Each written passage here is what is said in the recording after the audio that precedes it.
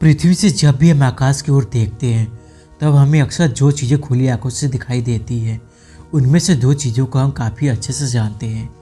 सूरज और चंद्रमा, ये दोनों खगोलीय पिंडे हमारे लिए अन्य खगोलीय पिंडों की तुलना में काफ़ी ज़्यादा महत्वपूर्ण है, क्योंकि इनसे हम प्रभावित होते हैं। इन दोनों ही पिंडों के कारण ऋतु और कई प्राकृतिक घटनाएं हमारे पृथ्वी पर घटती हैं। इसीलिए जब भी हम आकाश को दिन में या रात में देखते हैं तब ज़्यादातर दोनों में से कोई एक अवश्य हमें दिखाई देता है। पर दोस्तों, कई लोगों के मन में यह भी सवाल आ रहा होगा, आखिर सूरज और चंद्रमा को तो हम रोज़ देखते हैं, इनके बारे में ऐसा क्या खास बात है। पर दोस्तों, मैं आप लोगों को यह बात बता देना चाहता हूँ कि एक खास बात ज़रूर है जिसे हम प्रातः देखकर भी नज़रअंदाज कर देते हैं। कई लोग तो इसके बारे में कुछ सोचते ही नहीं हैं। पर दोस्तों, आज के इस वीडियो में हम इन्हीं बातों के ऊपर चर्चा करेंगे। आखिर वह बात क्या है। साधारण रूप से दिन में सूरज और रात में चांद हमें दिखाई देता है, पर कई बार ऐसा भी होता है जब दिन में भी हमें चंद्रमा देखने को मिलते हैं। तो आखिर क्या कारण है जिसकी वजह से हमें दिन में भी चंद्रमा दिखाई देता है। तो गाइस, इस सवाल का जवाब जानने के लिए इस वीडियो को अंत तक जरूर देखना।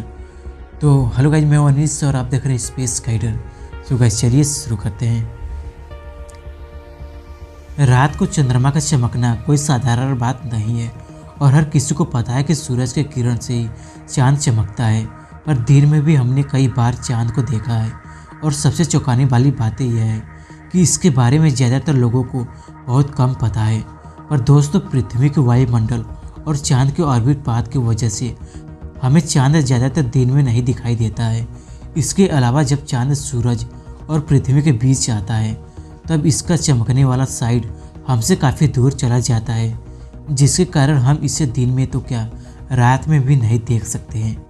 पर यहाँ फिर से सवाल उठता है, आखिर कौन सी वजह है जिसके कारण चांद दिन में भी दिखाई देता है और इसका पृथ्वी के बेहद ही समीप होना।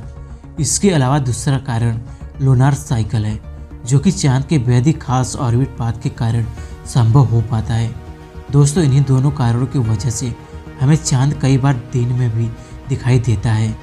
पृथ्वी और चांद के बीच की दूरी इसी खगोलीय पिंड से काफ़ी कम है और दिन हो या रात चांद हमेशा ही हमारे पृथ्वी के आकाश में मौजूद रहता है।